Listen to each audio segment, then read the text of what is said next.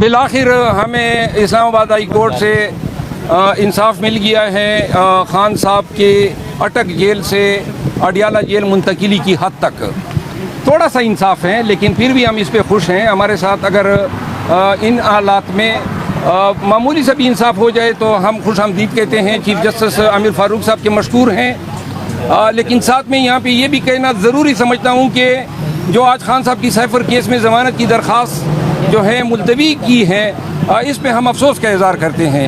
کوئی وجہ نہیں تھی، دونوں سائیڈوں کے وکلاء صاحبان تھے، ریکارڈ موجود تھا، ضمانت کے لیے یہ چیزیں درکار ہوتی ہیں۔ اب جس وجہ پہ یہ پروسیڈنگ ایڈجرن ہوئی ہیں، قانون میں ایسی وجوہات ایکنالج نہیں ہوتی ہے۔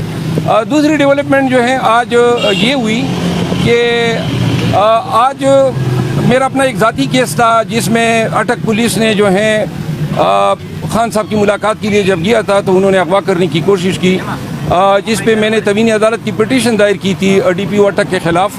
آج اٹک پولیس کی طرف سے بھی ان کے نمائندے آئے تھے اور چیف صاحب نے جو ہے محترم وکیل شاخاور صاحب جو سرکار کی طرف سے پیش ہوئے ان کو کہا کہ آپ اس میں اپنا رول ادا کریں، جس پہ میں نے چیف صاحب کو کہا کہ ہم چاہتے ہیں کہ جو جس طرح آرڈر پامال ہوئے اور جس طرح انہوں نے تعزیرات پاکستان کے 365 511 کے تحت ارتکاب جرم کیا تو کم از کم جو ہے قانون کی جو لاٹھی ہیں وہ ان پہ پڑنی چاہیے۔ یہ آج کی ڈیولپمنٹ ہے اور انشاءاللہ ہمیں امید ہے کہ سائفر کیس میں ضمانت کی درخواست جو ہے وہ 1 یا 2 دن میں جو ہے اس کی سماعت ہو جائے گی۔ خان صاحب کو کب تک اڈیالہ جیل منتقل کیا جائے گا؟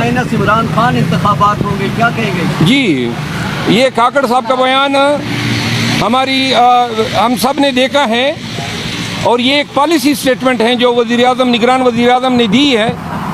جب یہ نگران وزیر اعظم نے حلف لیا تھا تو پاکستان تحریک انصاف کور کمیٹی نے اس وقت شاہ محمود قریشی صاحب کے وساطت سے ان کی تقرری کو خوش آمدید کہا تھا اور ہم نے تہنیتی پیغام بھیجا تھا، لیکن انہوں نے متعدد دفعہ جو ہیں اپنی بدنیتی کا اظہار کیا ہے اور یہ کل یہ بیان دے کے انہوں نے اپنے سٹیٹس پہ ایک سوالیہ نشان لگا دیا ہے۔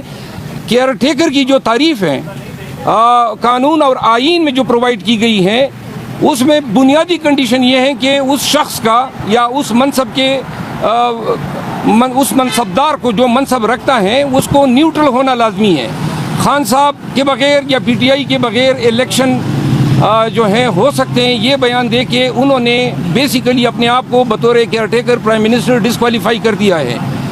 اور پاکستان تحریک انصاف کور کمیٹی میں پاکستان تحریک انصاف کور کمیٹی میں اس فعل کا جائزہ لے گی۔ مجھے کبھی امید ہے کہ ہمیں یہ اجازت دی جائے گی کہ ہم قوہ وارنٹوں میں نگران وزیر اعظم کی تقرری کو اس بنیاد پہ چیلنج کریں کہ یہ جانبدار ہو گئے ہیں اور پھر عدالتوں میں دیکھیں گے کہ آیا وہ اس منصب پہ رہ سکتا ہے یا نہیں۔ آج جو آئی جی اسلام آباد، یہ بات بتانا بھول گیا، آئی جی اسلام آباد پہ ڈکیتی کے FIR کا آرڈر کیا ہے سیشن جج صاحب نے اسلام آباد نے، جو اپنے ہی سرکاری ملازم کو وکیل بنا کے آج ہائی کورٹ سے سٹے لے لیا ہے انہوں نے۔ تو آج چیف جسٹس صاحب کے پاس وہ بھی سماعت تھی جو شارٹ ڈیٹ انہوں نے کر دی ہے، لیکن انہوں نے بھی یہ ایک جرم کا ایک سیف کاٹا تھا، 5.5 فٹ کا سیف، 40 لاکھ کیش اور 15 تولے جو زیور ہیں شاہرام ترقی کے بھائی صاحب کے گھر سے F7 میں وہ گھر ہیں وہ لے کر چلے گئے تھے۔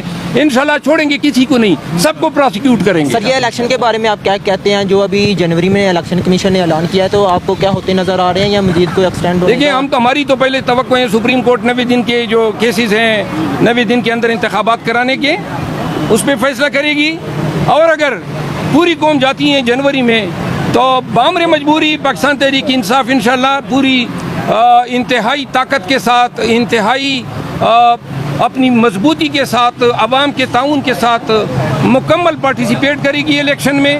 ہم مکمل کمپین کریں گے اور الیکشن آنے سے پہلے آپ دیکھیں گے، بلکہ عنقریب ہفتوں میں، بلکہ ایام میں آپ دیکھیں گے KP میں ہمارے کنونشن شروع ہو رہے ہیں۔ ہم کنونشن بھی کریں گے، جلسے جلوس بھی کریں گے۔ اب ہم نے مزید اندر نہیں رہنا ہے، انڈر گراؤنڈ نہیں رہنا ہے۔ ملین مارچ کے حوالے سے کچھ خبریں آ رہی ہیں؟ ملین مارچ جب خان صاحب حکم کریں گے تو تب ملین مارچ ہوگا۔ شکریہ۔